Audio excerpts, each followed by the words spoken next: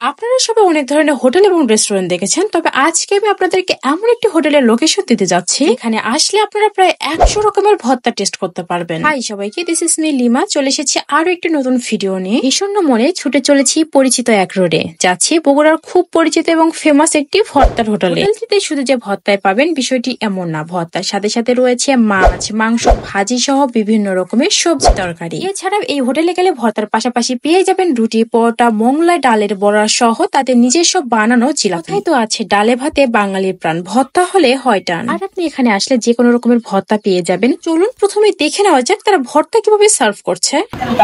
হ্যাঁ দিয়ে দেন, দিয়ে দেন। ইলিশ মাছ দিয়ে দেন। আলু ভর্তা না, শুটকি শুটকি একটা দিয়ে দেন। চিংড়ি শুটকি না ওইটা না। বাদাম বাদামও না। কালো জিরা খাসির মাংস ভর্তা হ্যাঁ দেন। মুরগি মাংস ভর্তা চাটনিটা দিয়ে দিবেন।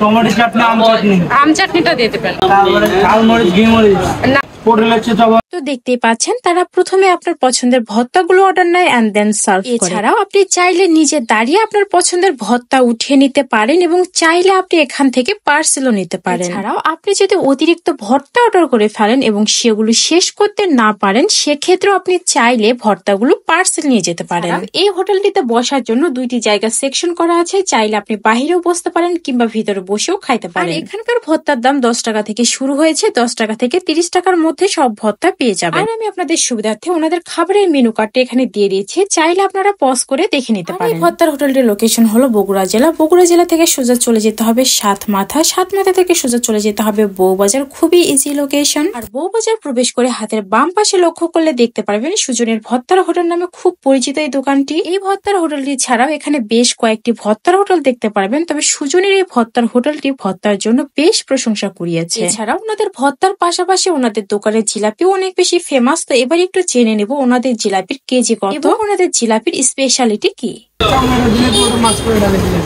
কত করে কেজি এগুলো? এটা কিসের জিলাপি হচ্ছে? আপনি কতদিন ধরে এখানে আছেন? 15-16 বছর। শুধু জিলাপি বানাচ্ছেন 15-16 বছর ধরে?